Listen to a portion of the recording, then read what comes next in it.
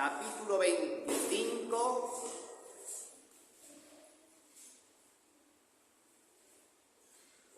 versículo del 1 al 15.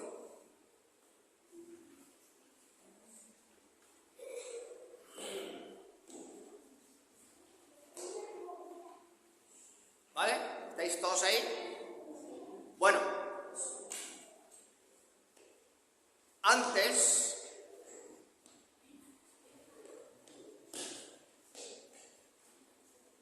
de comenzar, algunas cosas que quiero decir sobre este texto. Cuando uno lee el Antiguo Testamento,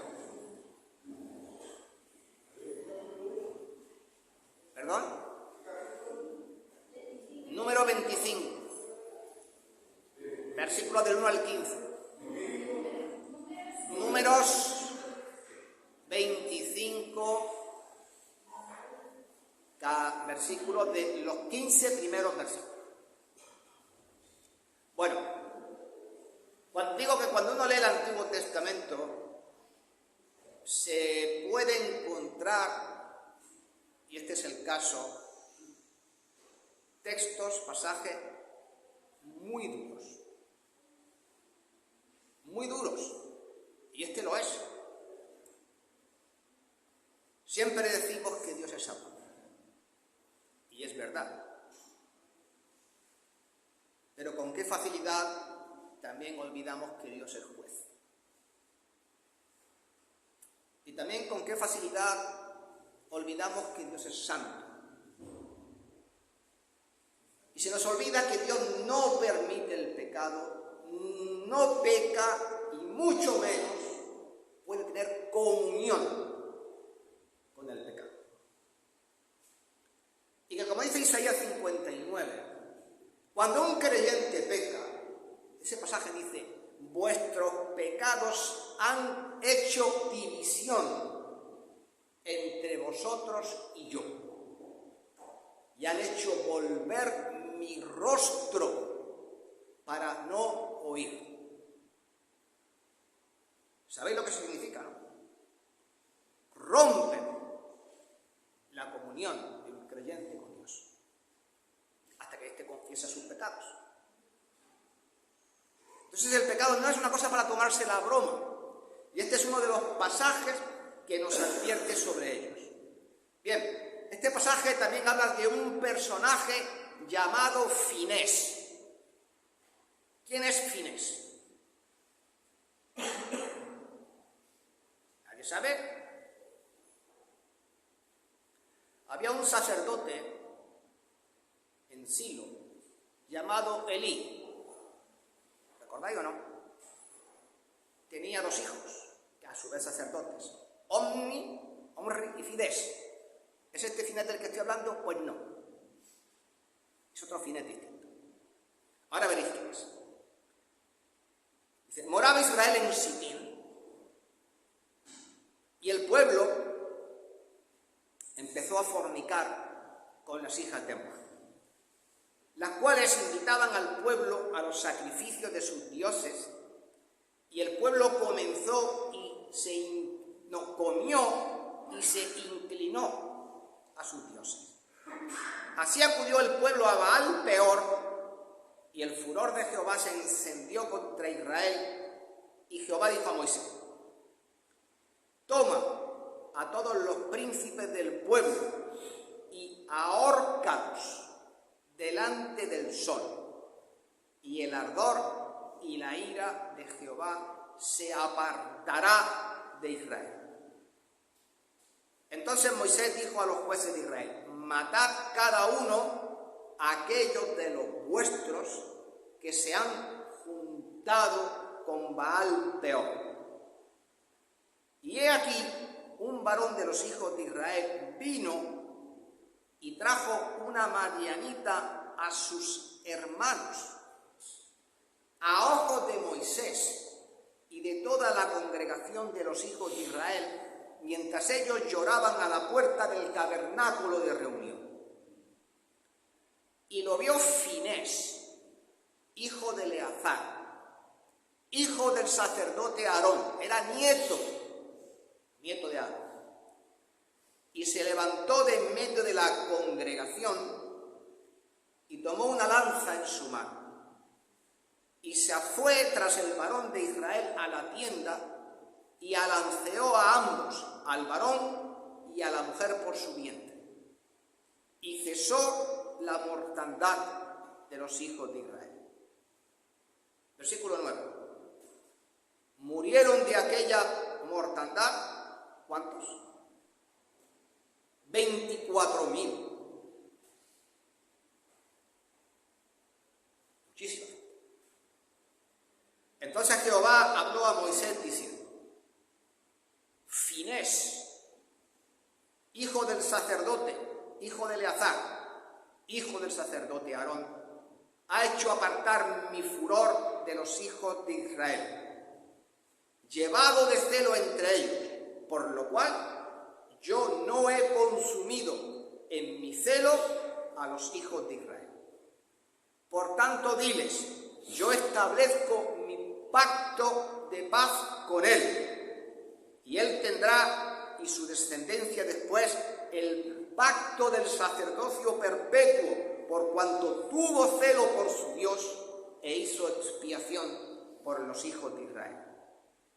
Y el nombre del varón que fue muerto con la madianita era Zimri, hijo de Salu, jefe de la familia de la tribu de Simeón. Y el nombre de la mujer madianita muerta era Cozbi, hija de Zur, príncipe de los pueblos, padre de la familia de Madián. Bueno, hermanos, para entender este pasaje hay que entender varias cosas. La primera de todas, que el pueblo de Israel no era un pueblo cualquiera. Era un pueblo que había sido escogido por Dios, ¿verdad? Y esto lo podemos leer muy bien en Deuteronomio capítulo 7 y los versículos de 6 al 8, donde dice: porque tú eres mi pueblo, y fija lo que dice, santo. No está diciendo cualquier cosa. Para Jehová tu Dios, y Jehová te ha escogido para hacerle un pueblo especial más que todos los pueblos que están sobre la tierra. No por ser vosotros más que todos los pueblos os ha querido Jehová y os ha escogido, pues vosotros erais el más insignificante de todos los pueblos, sino por cuanto Jehová os amó y os quiso guardar el juramento que guardó a vuestros padres, y os ha sacado Jehová con mano poderosa y os ha rescatado de servidumbre, de la mano de Faraón, rey de Egipto. Hermanos, el pueblo de Dios, pueblo escogido, fue un pueblo al que Dios bendijo de muchas maneras, espirituales y también materiales, con cosas que el resto del mundo desconocía. En primer lugar, Dios le dio a Israel su ley. Dios le dio a Israel la tierra prometida. Dios le dio a Israel profetas para que predicasen su palabra. Dios le dio a Israel provisión y protección, pero lo más grande de todo es que Dios le dio a Israel el Mesías. Y aunque Israel era el pueblo de Dios, hermano, distaba mucho de ser perfecto. Sabemos que el pecado se manifestó muchas veces entre todos los hijos de Jacob y que Israel continuaría pecando durante siglos. ¿Estáis oyendo bien? Siglos, no estoy hablando de ninguna cosa pequeña. Porque la nación fue juzgada por Dios, hermano, y como todo el mundo sabe, al final, en este periodo de siglos, ¿sabéis qué periodo está hablando? Del periodo de los jueces. Pecaban, se apartaban, se arrepentían, lloraban, Dios enviaba un juez, mientras que había el juez no había problema, se moría el juez, vuelta a empezar.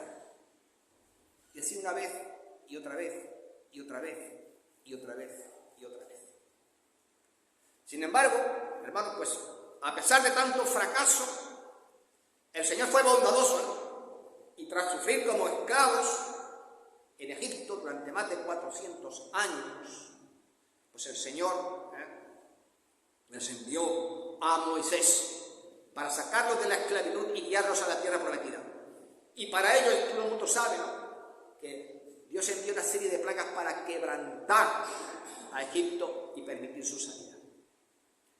Y Dios los guió, ¿sabéis?, en el desierto, con una nube durante el día y una columna de fuego durante la noche. Y cuando tuvieron sed, ¿qué pasó? Les dio agua. Y cuando tuvieron hambre, ¿qué pasó? Les alimentó, ¿verdad?, con el maná. Y luego allí en el monte Sinaí les dio su ley. Y Dios les dijo, esto ya cuando estaban a punto de entrar, próximos a entrar en tierra prometida, en los montes Tubal, como el otro, se me ha olvidado el nombre del otro monte. Bueno, en esos dos montes se dividió el pueblo en dos partes. En uno estaban las bendiciones, en otro estaban las maldiciones. Mesec y Tubal. Y allí pues, si querían las bendiciones, ¿qué tenían que hacer?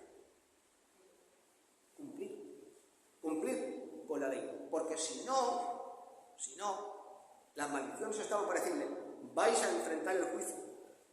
Pero ¿qué pasó? Durante esos 40 años en el desierto, ¿cuántas veces se rebelaron? Un buen montón. Y sufrieron, desde luego. Y finalmente llegaron a Canaán, y llegaron a la tierra prometida, ¿no? La conquistaron. ¿Y qué pasó de nuevo? Se negaron a obedecer por completo. Nuevamente. Y entonces, pues estamos ahí con esa especie de círculo vicioso, ¿no?, en el que el pueblo de Israel siempre andaba metido. Y el pasaje que estamos leyendo hoy es precisamente eso. Está hablando de esta especie de círculo vicioso en el que el pueblo de Dios a veces se mete. Y aquí se está narrando un fracaso terrible, seguido de un juicio dolorosísimo por parte de Dios. Aquí hay un hombre, como hemos visto, llamado Finés, que como dice el versículo 9, donde hemos leído, Dios dice que era celoso por Dios. Es un hombre que vio como la santidad de Dios y de su pueblo eran pisoteados por los pecados de algunos. Y entonces este hombre decidió hacer algo y salir en defensa de Dios. Entonces, ¿qué es lo que vamos a aprender hoy? Creo que lo que Finés nos enseña es a respetar y a defender la santidad de Dios donde quiera que sea atacada. Si es aquí en la iglesia, pues aquí. Si es en la calle, pues en la calle, hermanos. Nos enseña que no porque cosas malas ocurran, tenemos que quedarnos con los brazos cruzados, mirando simplemente cómo acontece. Porque al igual que Finés, hermano, podemos y debemos defender lo que es correcto. Cuando lo hacemos, lo que ocurre es que Dios es honrado. Y ya sabéis lo que dice la palabra de Dios, ¿no? Que Dios honra a los que le honran. Y esto justamente también pasó con Finés. Pues bien, hemos leído en el versículo 1 que el pueblo de Dios habitaba en un lugar llamado Sitim. Iba por traer el mapa y al final me olvidé de esto.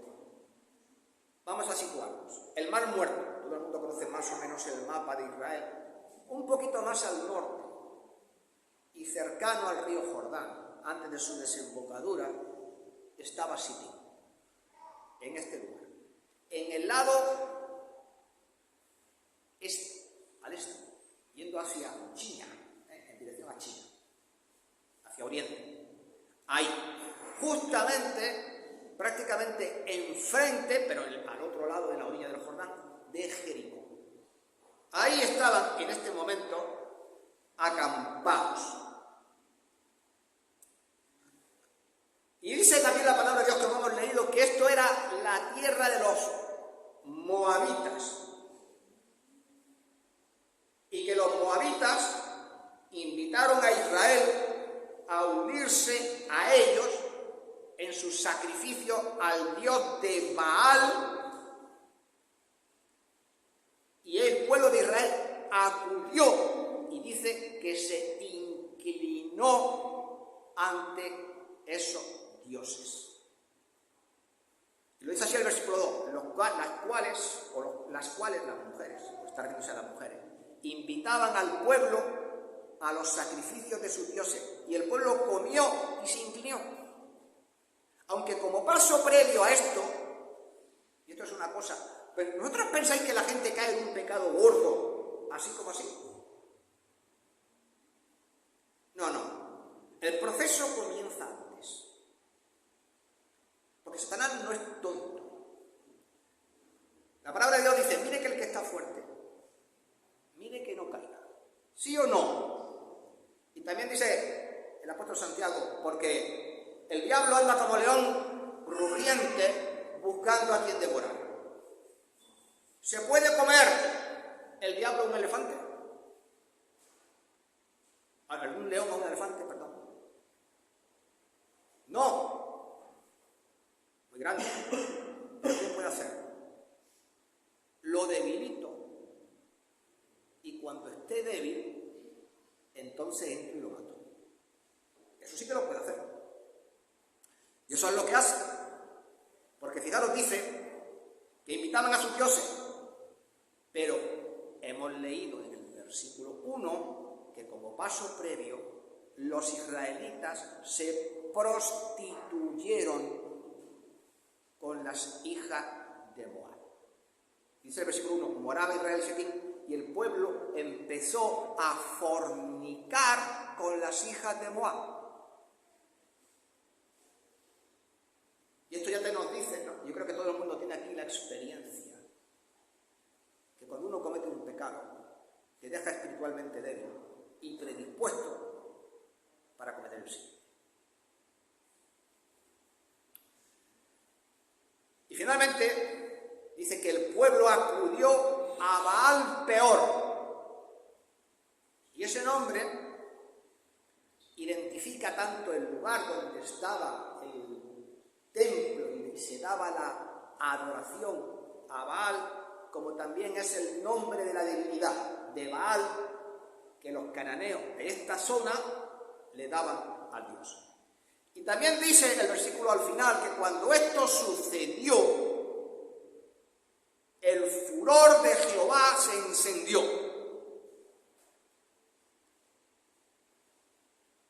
No sé si os dais cuenta, ¿no? Pero no deja de impactar leer algo así. Resulta, por lo menos a mí, difícil de comprender desde mi perspectiva cómo pudieron hacer estas cosas. Entonces el pueblo de Israel comenzó a cometer fornicación con las hijas de Moab. Y por cierto, ¿de dónde venían los moabitas? Era un pueblo de pecado que venían de un pecado. ¿Recordáis Sodoma y Gomorra? ¿Recordáis a Lot? Lot tenía 2 hijas, no, ni se dice el nombre de ellas. Cuando cayó el fuego y destruyó Sodoma y Gomorra, las 2 hijas de Lot dijeron, no hay varón sobre la tierra. Pensaban ellas. Entonces dijeron, emborrachemos a nuestro padre y nos acostemos con él y tengamos de él descendencia. ¿Cómo se llama esto? Incesto. Entonces la hija mayor tuvo un hijo al que le llamó Moab, y de él descienden los moabitas.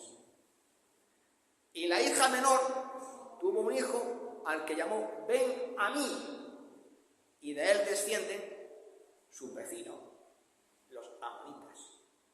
Y si leéis la Biblia, amonitas y moabitas siempre fueron un dolor de cabeza. Porque, hermanos, lo que mal empieza, mal acaba. Bueno, entonces este pueblo era un pueblo que adoraba a Baal Peor o a Baal.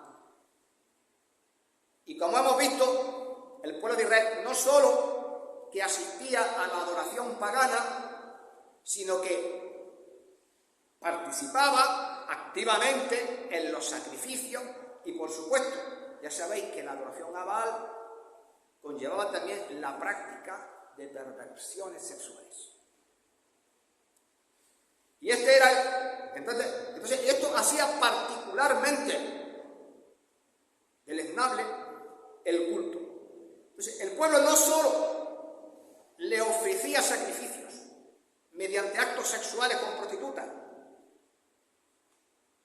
El pasaje, cuando tú lo lees, no en español, lo tienes que leer en hebreo, ¿vale? Porque como ya sabéis, las traducciones son las traducciones y no dicen a veces exactamente lo que la palabra de Dios dice. Ahí lo que dice es que el pueblo de Israel usa un verbo, dice samar, un poco difícil de preguntar porque no hay por medio y seguro que no lo pronuncio bien. Pero lo que significa no es que acudió a Baal Peor, como dicen, sino que se unió a Baal Peor. Cuando la palabra de Dios dice que un hombre se une a su mujer y son una misma carne, usa esa misma palabra. ¿Estáis entendiendo lo que estaba pasando? Abandonaron al Dios verdadero para unirse a un Dios falso y demoníaco. Entonces cometieron un doble pecado: pecados sexuales con las hijas de Moab y segundo, un adulterio espiritual, uniéndose a los falsos dioses de Canaán. Entonces dejaron de obedecer la palabra de Dios, evidentemente. Y al dejar de observar lo que la palabra de Dios decía en su ley, ocurre lo que ocurre también a un cristiano cuando le vuelve la espalda a Dios. La palabra de Dios deja de gobernar en sus vidas, carecen de guía moral. ¿Y qué ocurre? Ahí pasa ya cualquier cosa, porque lo que está pasando es que esta persona se aleja de Dios. Y lo que uno puede ver aquí es que además lo hicieron con una velocidad pasmosa. Y por cierto, si nos vamos a un capítulo antes, al capítulo 24, porque aquí interviene una madianita, lo hemos leído. Balac, que era el rey de los madianitas,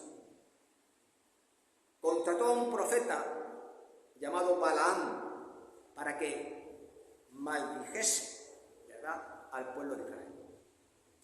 Dios no permitió que Balaam pronunciara esa maldición. Balaam sabía que no podía maldecir al pueblo de Dios porque Dios estaba dispuesto, ¿no?, o era la voluntad de Dios, bendecir a la nación de Israel y que no podría destruirla de esa manera. Pero sí había otra manera de destruir a Israel. Y si uno se va a un libro que está tan lejos como al final de la Biblia, en Apocalipsis, mira por dónde habla de Balac. Y mira por dónde habla de Balaam. Y dice ahí en Apocalipsis 2:14. Y le dice a esta iglesia: pero tengo unas pocas cosas contra ti. ¿Qué tienes ahí dentro de ti? A los que retienen la doctrina de Balaam, que enseñaba a Balac a poner tropiezo ante los hijos de Israel. a comer de las cosas sacrificadas a los ídolos y a cometer fornicación. Entonces Balaam sabía que no iba a destruir a Dios de esta manera, al pueblo de Israel de esta manera, pero sí que podía hacerlo tentando a abandonar a Dios. Y desgraciadamente lo hicieron. Y tristemente Balaam tenía razón. Entonces, cuando uno lee esto, se queda impactando, al menos a mí me impacta. Y cuando uno ve el mundo en el que estamos viviendo, vemos exactamente las mismas cosas. Hubo un tiempo donde en Europa, en América, en los Estados Unidos particularmente, y en otras partes del mundo, la palabra de Dios era honrada. Y los países la usaban como guía para gobernarse. ¿Entendéis? Pero, ¿qué pasa? Esos días pasaron. Y en lugar de vivir en unión con Dios, nuestro mundo, ¿qué pasa? Tiene al pecado como compañero predilecto y hace la vista gorda, lo mismo que hizo Israel, ante un Dios al que han despreciado. Y no digo nada, ¿no? Que no sepáis que la mayor parte del mundo se ha alejado de la palabra de Dios y por tanto la humanidad se ha quedado sin rumbo moral. Por eso está pasando todo lo que está pasando. Y como le decía a nuestra hermana, la humanidad hace lo que quiere. El libro de Jueces, que también es otro libro que habla de la decadencia moral, espiritual de Israel. Dice, cada uno hacía lo que bien le parecía. Yo le explicaba a la hermana también, no dice que cada uno hacía lo que bien le parecía. Cada uno hacía lo que le parecía recto o lo que le parecía justo. Y hoy día le parece justo que la gente aborte. Hoy día le parece justo, antes, ¿verdad?, estar ahí poniendo banderas arcoíris por todos sitios. También es justo la ideología de género. Y di que no. A ver qué te dicen. En los postreros tiempos dice la palabra de Dios que habrá hombres que llamarán ¿a qué? A lo bueno malo y a lo malo bueno, recto y justo. Esto pasó aquí, esto está pasando aquí. Ahora. Entonces el juicio de Dios, hermanos, fue rápido y severo y ordenó lo siguiente.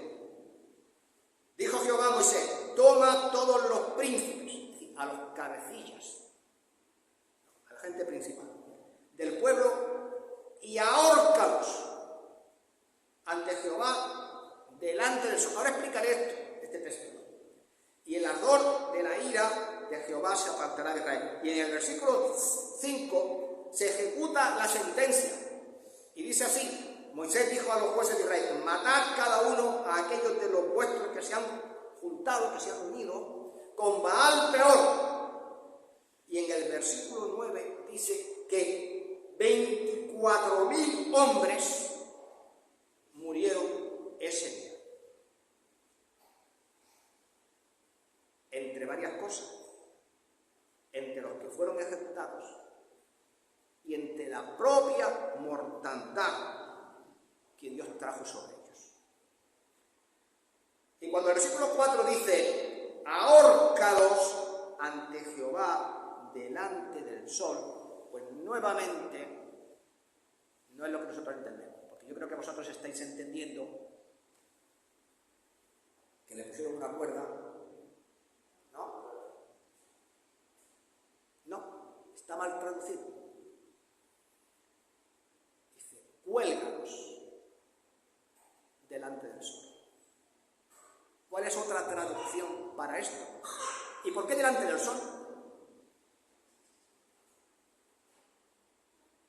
No entendéis. Bueno, cuando diga la otra palabra con la que se puede traducir, empálalos. ¿Sabéis lo que es empalar a una persona? Y lo dejaban ahí, en un palo que atravesaba todo el cuerpo, al sol para que se pudrieran. a la vista de todos. Y esto tenía dos propósitos. Primero, se les niega un entierro. Y claro, los cuerpos ahí expuestos era una advertencia que todos podían ver por si alguien se veía tentado de volver a hacer las mismas cosas. Y lo que nos enseña, hermano, este pasaje, es que Dios no juega con el pecado. Para Dios el pecado no es una cosa liviana, es algo grave, ¿no? Y juzgará severamente al culpable. Por ejemplo, si una persona muere sin Cristo, ¿qué le va a pasar? ¿Qué? Pasará toda la eternidad, ¿no?, en el infierno. Pero también es que el precio del pecado, hermanos, se paga de muchas maneras. Yo siempre le digo a los hermanos, las propias consecuencias del pecado, lo que el pecado trae, es el precio que tenemos que pagar aquí en vida. Y voy a poner algunos ejemplos. Padres que durante una etapa de su vida no fueron creyentes, pero después se convierten y permitieron en esa etapa que sus hijos coqueteasen con el pecado porque no lo veían como un pecado. ¿Y qué pasa después? Se arrepienten viendo el rumbo que tomaron sus hijos. ¿Queréis otro ejemplo? ¿Qué pasa con el que se droga? Destruye su cuerpo.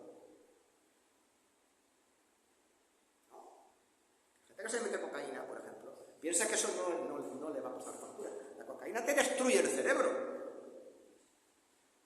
Yo he visto a gente quedar tonta perdida, como un zombie por la calle. El que se pincha, se mete heroína, cocaína, como suelen compartir las puñeteras jeringuillas. ¿Qué hacen? Transmitirse enfermedades los unos a los otros. Y acabas con una hepatitis B, con una hepatitis C. Dios te puede haber perdonado, pero la hepatitis la vas a tener ahí. Y la hepatitis te va a matar. ¿Por qué? Porque te va a causar una cirrosis, va a acabar con tu hígado, y cuando tengas el hígado destruido, ¿cómo vive? Te pueden trasplantar y ponerte otro hígado, pero ¿sabes lo que va a pasar? Que los virus no se pueden sacar de la sangre así como así. Entonces volverá a empezar el proceso otra vez. Dios puede perdonar, pero las consecuencias del pecado las vas a arrastrar contigo. ¿Entendéis? Por eso todo el que coquetea con el pecado, pronto descubre que es una compañía muy peligrosa. Y hablando de todo esto, y de todo esto pasó, y de las 24.000 personas que murieron aquel día, es posible que la mayoría de los muertos pertenecieran a la tribu de Simeón. ¿Por qué lo digo esto? El libro de Números se llama Números, ¿sabéis por qué? Porque se hizo un censo, ¿no? Y se dice que Simeón, en Números capítulo 1, tenía 59.300 hombres. Pero luego, nos vamos a un capítulo más adelante del que estamos hablando, Números 26, y en el versículo 14, la cifra había reducido a 22.200. Habían muerto 21.000 no sé cuánto. Casi, no llega a toda. Alguna gente de otras tribus tuvo que morir también. Y el versículo dice, el versículo 6, que tras la ejecución de los cabecillas, lloraban ellos a la puerta del tabernáculo de reunión. A ver, que no había padres y madres, hijos. Era su padre ahí empalado o muerto a espada o a cuchillo. ¿Es que no iban a llorar? Por supuesto que sí.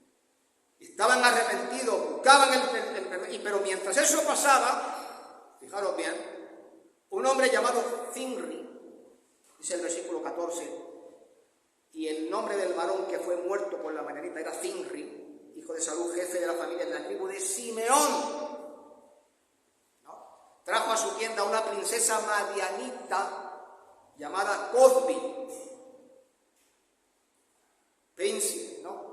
Cuyo padre era un príncipe de los pueblos de Madián.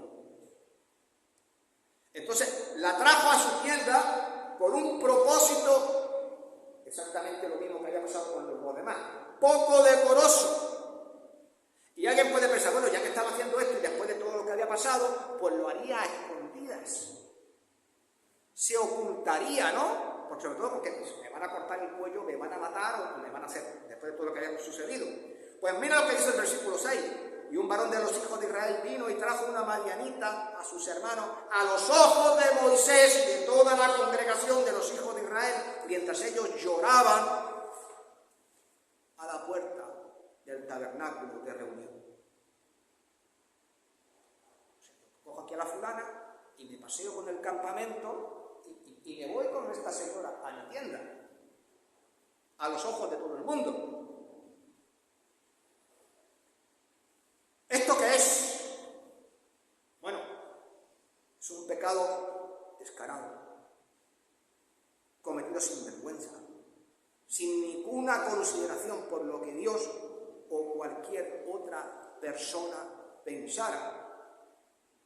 Israel estaba orando por todos los que habían sido ejecutados y empalados, y Zimri viene aquí con la madianita, como Pedro por su casa, la llevó a su tienda con el propósito de tener relaciones sexuales con ella después de todo lo ocurrido. ¿Saben lo que esto te enseña? Pone de relieve lo que ya dije al principio. Cuán lejos habían llegado en sus pecados apartándose de Dios.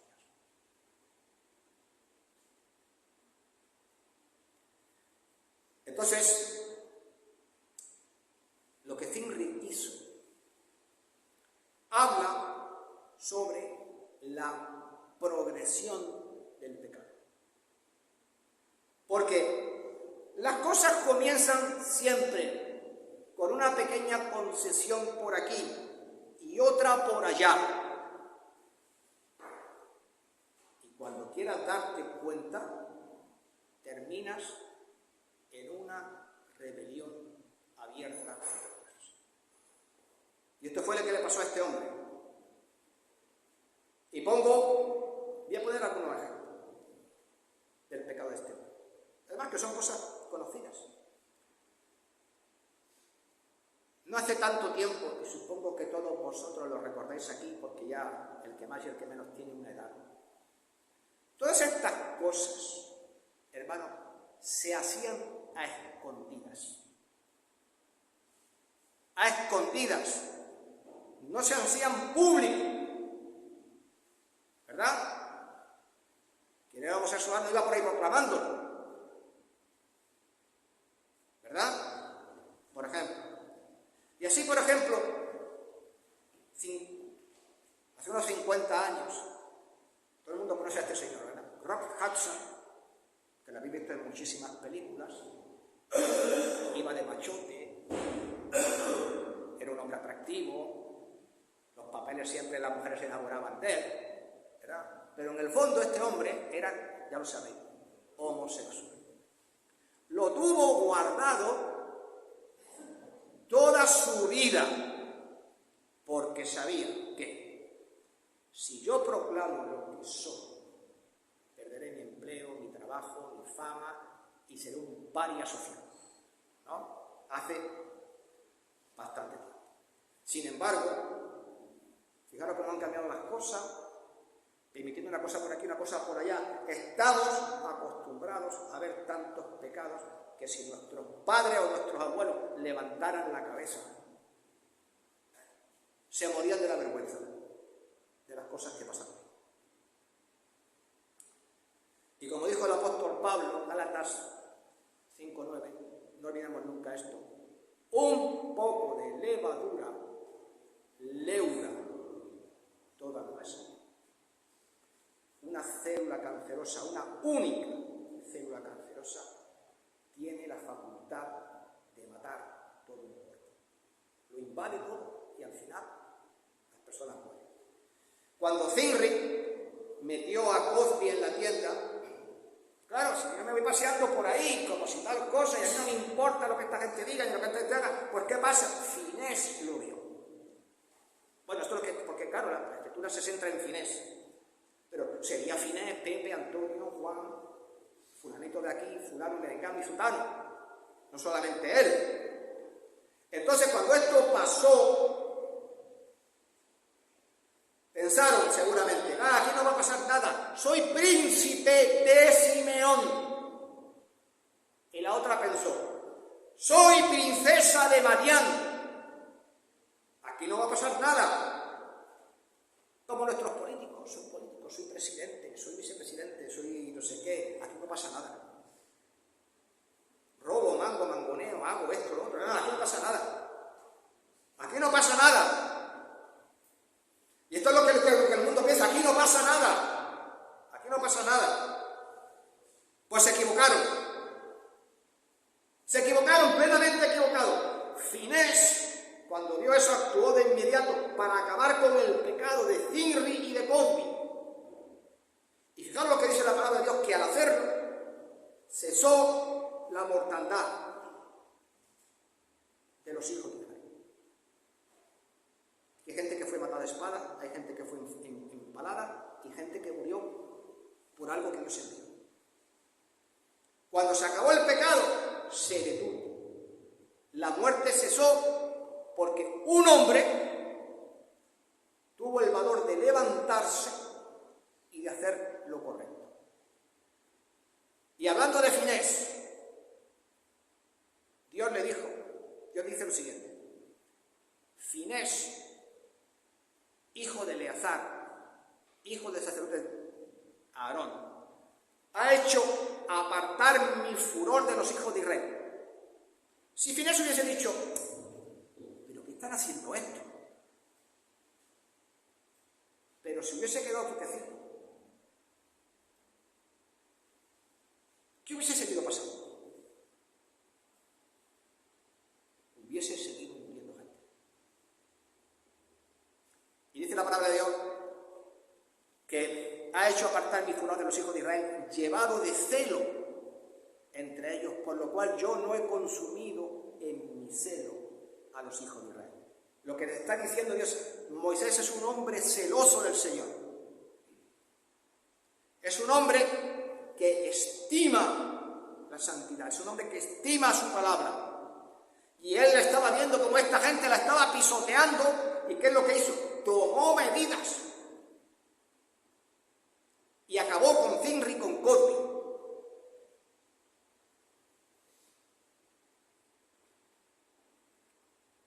¿Qué es lo que Dios espera de nosotros? Que seamos como Finés. Y dice la palabra de Dios, sed santos, porque yo soy santo. ¿Qué es lo que no puede hacer un santo? Ver el pecado y quedarse impávido. Y volver la vista hacia otro sitio. No puede.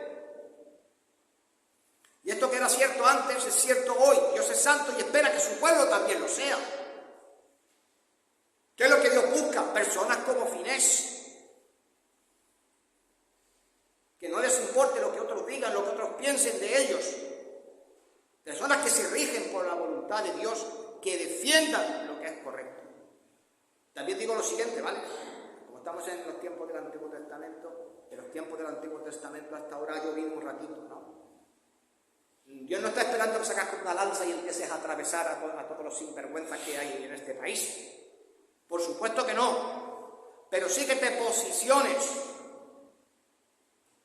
Espera que Dios espera que vivas para Él. ¿Y sabe lo que Dios espera? Que en vez de callarte, seas luz en este mundo. Vosotros sois la luz del mundo. y una ciudad asentada en un monte no se puede esconder. Nadie enciende una luz y la pone debajo ¿de qué? De un cajón, sino sobre el candelero y alumbra a todos los que están en la casa. Así alumbre vuestra luz delante de los hombres, para que vean vuestras buenas obras y glorifiquen a Dios. La única esperanza para este mundo es la iglesia, hermanos. Somos nosotros. Pero hay que alzar la voz y decir lo que hay que decir. Y si os dais cuenta, quisiera recordaros que toda la gente de Israel estaba observando a Zimri. Los jóvenes lo vieron, por supuesto, y otra mucha gente. Y si Zimri se hubiese salido con la suya, si se hubiese acostado allí y no hubiese pasado nada, ¿qué pensáis que hubiese pensado la gente? Si este se ha salido con la suya, yo también. Yo también. Para que eso no pasase, pasó lo que pasó. Y Dios enseñó de forma literal lo que dice Romanos 6:23. ¿Qué dice Romanos 6:23? La paga del pecado es la muerte. Y hermanos, fijaros, ¿qué pasó con Finés? Pues Dios elogió a Finés por lo que hizo. Y hablando con Moisés dijo lo siguiente: he aquí, yo establezco mi pacto de paz con él. Y fijaros bien, luego en el versículo siguiente explica cuál es ese pacto. Dice, y tendrá él y su descendencia después de él el pacto del sacerdocio perpetuo, por cuanto tuvo celo por Dios e hizo expiación por el pecado de los hijos de Israel. Este era el nieto de Aarón.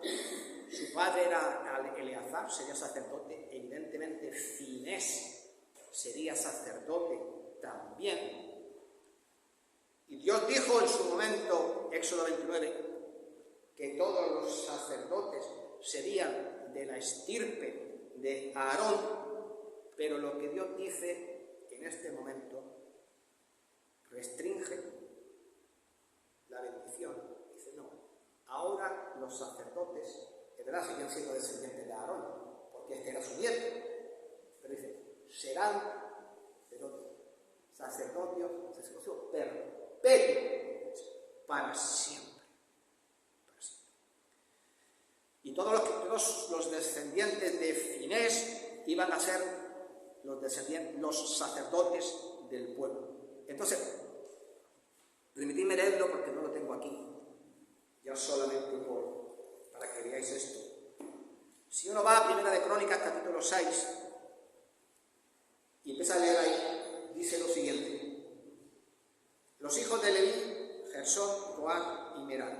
Los hijos de Coat, Amram, Izahar, Hebrón y Uziel. Los hijos de Amram, Aarón, Moisés y María. Los hijos de Aarón, Nadab, Abiú y Eleazar. Y fijaros que habla, son también descendientes de Aarón, Nadab, Abiú, Eleazar e Itamar. Y luego dice, Eleazar engendró a Finés. Y continúa. Y Finés engendró a Abisúa, su hijo, ¿no? Su nieto, en el caso de Aarón. Y Abisúa engendró a Zeraías, su tataranieto. Y este engendró a Meraiot, que sería ¿qué? Ya después del tataranieto. En definitiva, a partir de aquí, ya no se habla de los otros descendientes de Aarón, solamente de los hijos de quién, de Finés.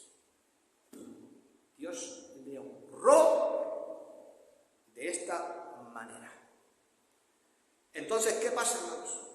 Dios usa y bendice a quienes les honran y defienden. Estoy seguro que defender a Dios no nos va a hacer los más populares de los hombres ni de las mujeres, pero sí hay algo que te va a hacer ganar, y lo que te va a hacer ganar es el favor de Dios.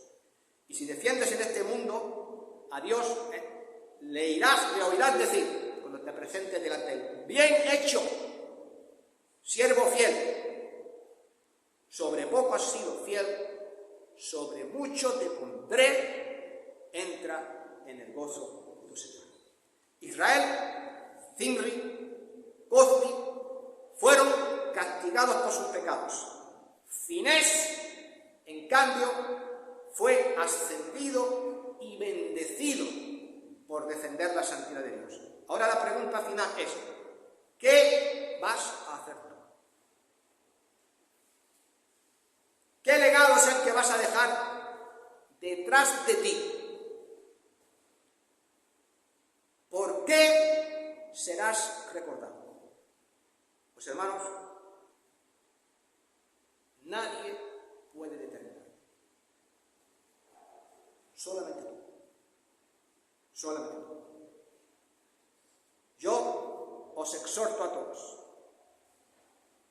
para que os comprometáis, para que seáis como Finés, para que seáis hombres y mujeres que hacen lo correcto siempre, cueste lo que cueste. Para que pongáis a Dios en primer lugar, por delante de uno mismo, y el resultado va a ser como Finés. Dios te bendecirá. Y Dios usará tu vida como usó la de Finés a través de sus muchos descendientes para bendecir la vida de otros muchos. Amados hermanos, que el Señor os bendiga.